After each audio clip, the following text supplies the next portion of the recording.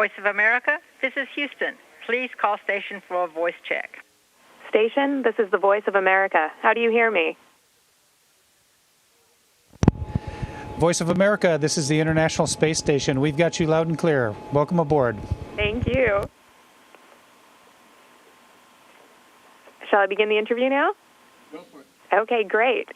First of all, Tracy, Doug, and Shannon, thank you so much for your time today. I have to say this is incredibly exciting, and congratulations to you on your successful mission so far, because I can tell you that we were all watching the repair mission, and we're very excited about everything that you did. And I understand that a resupply vehicle docked a few days ago, and I was wondering if there were personal care packages on board, or what was on there that you might have been most excited about getting.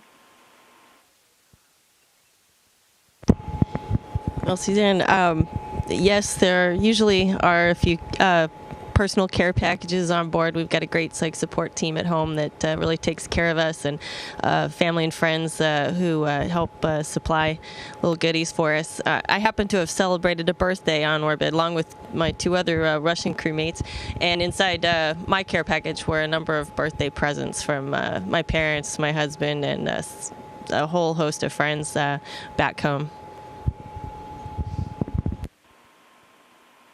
And were there items on board for the rest of you that you were excited about getting into? No, just Tracy. No, just kidding. Actually, the most exciting thing for me, Suzanne, was the right on the very top as you open the hatch, there are fresh fruits and vegetables that are in there that we have gone months without being able to smell the smell of a fresh apple or something, and so that was very exciting. It was just really a joy to have those fresh fruits and vegetables on board. What was the first one you bit into? A nice juicy apple, and it was wonderful. So that brings me to a topic that our audience is really interested in, including a lot of our Facebook fans. And they're wondering about the logistics of day-to-day life on the ISS.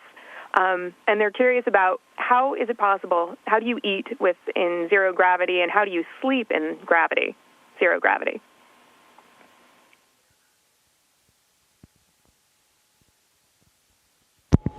Well, eating is very similar to eating on Earth. Of course, there's no gravity, so your food does float around. So you have to be a little bit more careful that it doesn't go flying off your fork or spoon and flying away from you. But the foods we eat are either military rations or rehydratable foods that are created for us at the Johnson Space Center. So they're pretty tasty and pretty good, but you do have to make sure that you sort of keep everything contained so it doesn't leave you while you're trying to consume it. As far as sleeping goes, we have sleeping bags that we sleep in, and they are positioned in our little quarters. We have our own little areas that we call our own that we can sleep in. And my sleeping bag is affixed to a wall, and I climb inside and sort of float around in the sleeping bag at night while I'm sleeping. Is it affixed on two sides, or can your sleeping bag almost fold up like a Murphy's bed and then knock you into the side?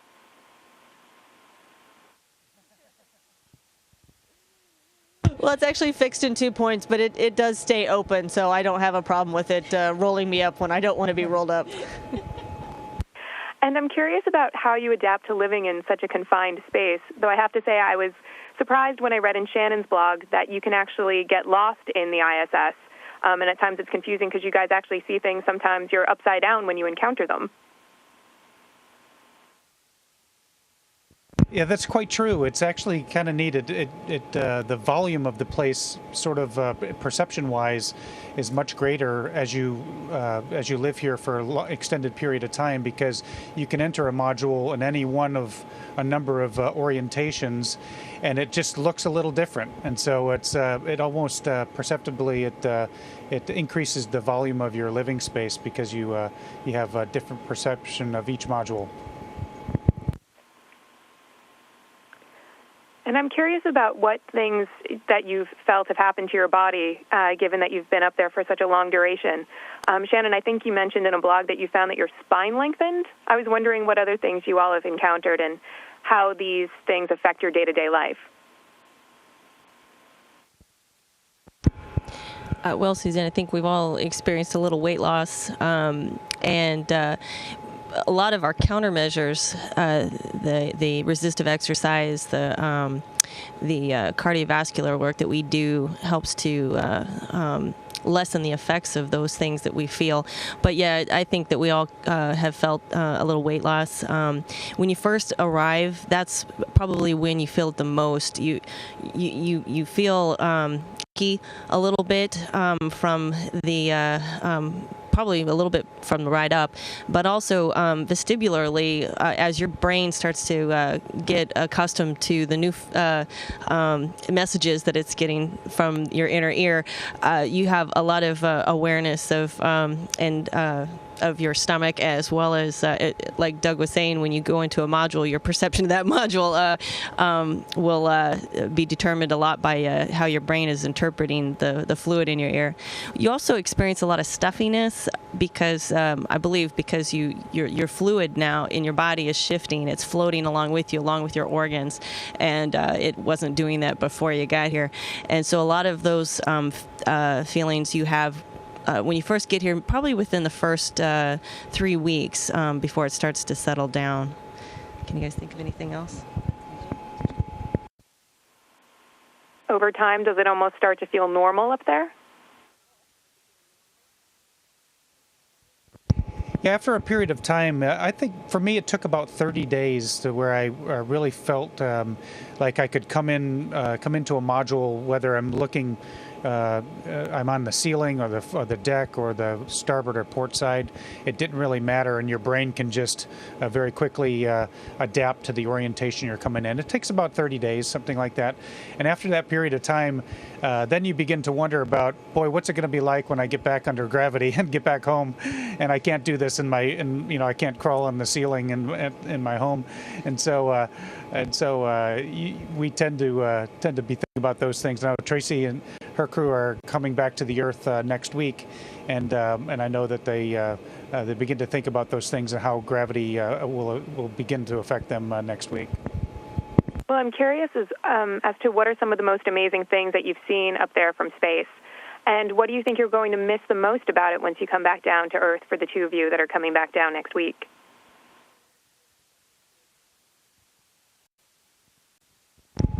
Well, gosh, some of the most amazing things I've seen, of course, are the views out the window.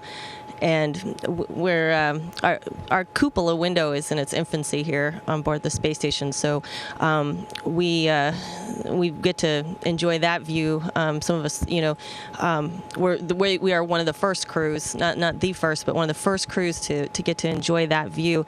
And I can't tell you how miraculous it is to get.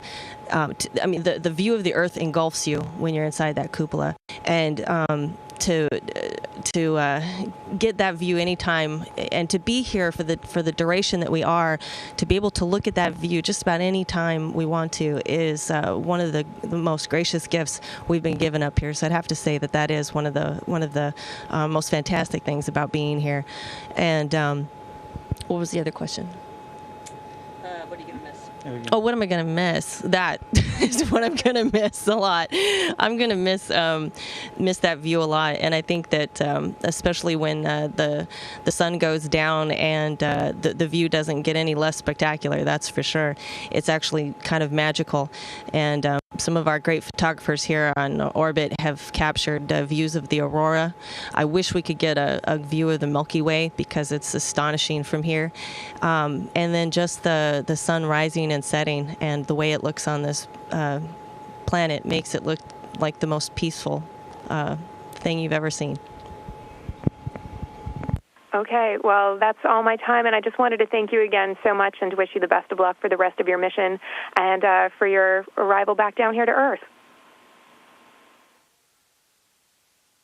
Well, thank you so much for joining us aboard the International Space Station, and all our best wishes to all the listeners and viewers of Voice of America. Station, this is Houston ACR. That concludes the Voice of America portion of the event. Please stand by for a voice check from ABC News. Station, this is ABC News. How do you hear me? ABC News, this is the International Space Station. Welcome aboard. We hear you loud and clear.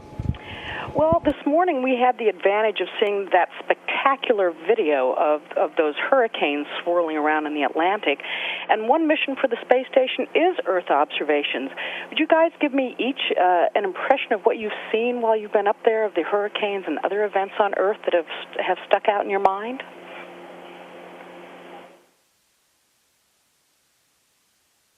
Well, there are so many, but you're right. The hurricanes are just unbelievable. I mean, just the size. This morning, Shannon and I were able to take a few moments to go to the cupola. We looked right into the eye of Hurricane Igor, which is just absolutely fantastic. The view, we could see the water right through the of the Atlantic Ocean, right down through the eye, and it was spectacular. And it really just takes your breath away. It's no words to describe it, and we try to capture it in pictures, but I wish that I could blink my eyes and take a photo of what my eyes are seeing, because a picture surely doesn't do it justice.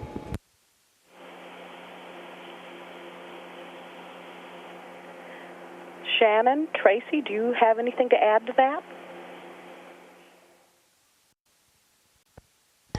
Well, of course, the hurricanes are spectacular, and I think one of the things that always impresses me is the impacts humans have on the Earth.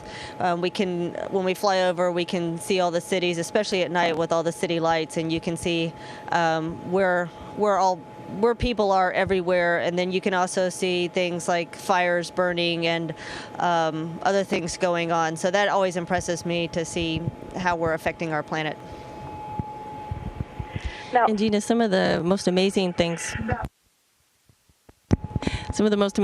I've seen have been when the sun is set, and when especially the moon is setting. If the moon is out, it doesn't need to be a full moon. It could be a sliver of the moon. And when it's setting beyond the horizon, it's really interesting, the shape that it takes as well as the color. And it almost is just as it passes the limb, the terminator, it turns this bright orange, and it almost looks like it's a branding iron on a calf. It's that hot orange color, and it's quite distorted, and it looks amazing, and it catches your eye if you're not prepared for it. And then I have to say, the other astonishing thing is when there is a lightning storm beneath us, it lights up the whole space station as if there were a strobe light underneath us. So those are two very unexpected and pretty fantastic views. This question may seem a little redundant, but Scott Kelly, who's headed your way next month, gave us a tour of the space station mock-up at JSC. We were all a little surprised at just how small the sleeping quarters are on the space station. He describes it more like a phone booth than a bedroom. I mean, you guys you've been there, you've slept there. How would you describe it to us? Looks a little cramped. Yeah, that's what I've described it to the children and the students I've talked to as a phone booth. But then they look at me like, we don't know what a phone booth is, because we don't have phone booths anymore. But it's about like that. But the thing that you have to remember is, in the absence of gravity, every cubic inch of that phone booth is usable space now. So you can put things on the ceiling, you can have things on the floor, on all the walls, and you can have your sleeping bag on the wall. And so the phone booth becomes maybe 50% larger in perception once you take away gravity. Now, Shannon, when I watch the daily ISS hour, it seems that maintenance takes a lot of time on the space station. Oh, and one note, someone just emailed me to congratulate you on the Rice Owls win. So, but tell me a little bit about the maintenance. Well, it's good to know that Rice won. I hadn't heard that yet. Maintenance, yes, of course, does take a lot of effort to maintain the station. Just like a house at home, there are things that have to be done. Every week we have to make sure our filters are clean so our atmosphere is breathable to us, and we have to keep all the parts and pieces in good working order, because it's a long way to a hardware store to buy things, to get things to fix parts up here. So we spend a lot of effort to make sure that we can keep it running as smoothly as possible. Now, Tracy and Wheels, you pulled off 3 remarkable spacewalks on short notice earlier this year. What were those? They seemed like such a big challenge, but when you went out there, you go, oh boy, I hope I can pull this one off? What was it for you?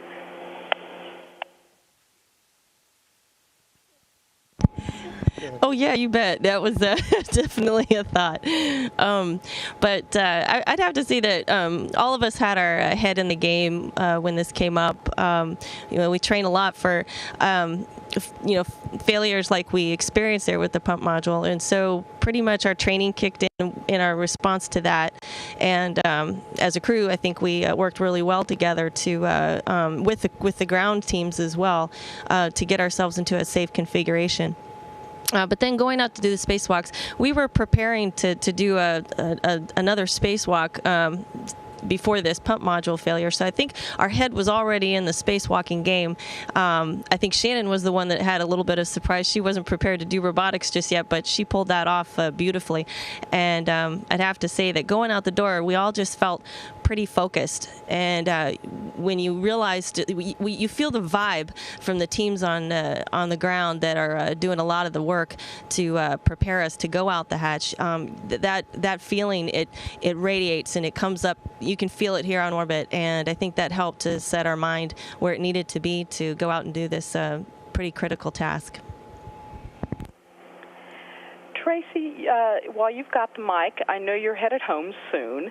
What will you miss most about living in space, and what will you miss the least?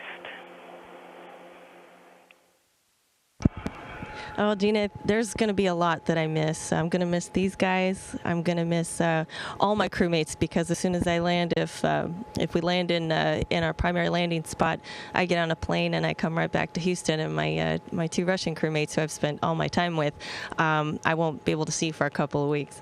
I'm definitely going to miss the views. I don't think there's a time I can enter the cupola in the with the intent of staring at the views and not get a little choked up thinking this might be the last time. But then I'm also encouraged by the fact that not too many people get to see that view, and I try to take it in, and so much so that I can help describe it to folks when I come back and help them feel a little bit of it. The one thing I'm not going to miss is the lack of longevity in my toothbrush. I'm really looking forward to having running water, and we can create running water out here, but it comes with some consequence. So I'd have to say there's a lot more that I'm going to miss about this place than not. Doug, I think I have time for one more question, and I hate to throw this to you. It seems complicated, but how do you describe the mission of the space station to people down on Earth who maybe don't quite get what you guys do up there? Well, probably the most important thing for us right now is we are finally getting to full utilization of this orbiting laboratory, and it's been a long haul. It's been very expensive. It's been we've run into surprises around the corner as we've assembled this space station. It's taken us longer than we thought to get it up into full utilization, but we're just now entering that phase where we've got laboratories up and running.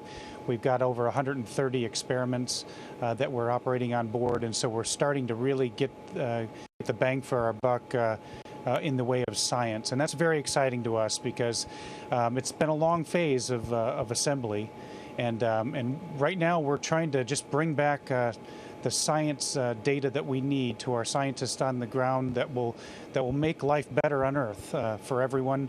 We're doing experiments in medicine and fluid mechanics, different ways to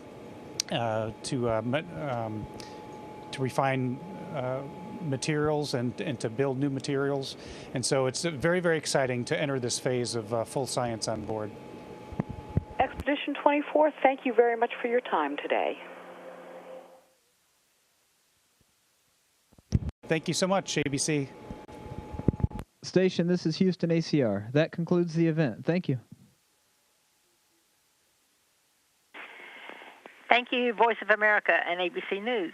Station, we are now resuming operational audio communications.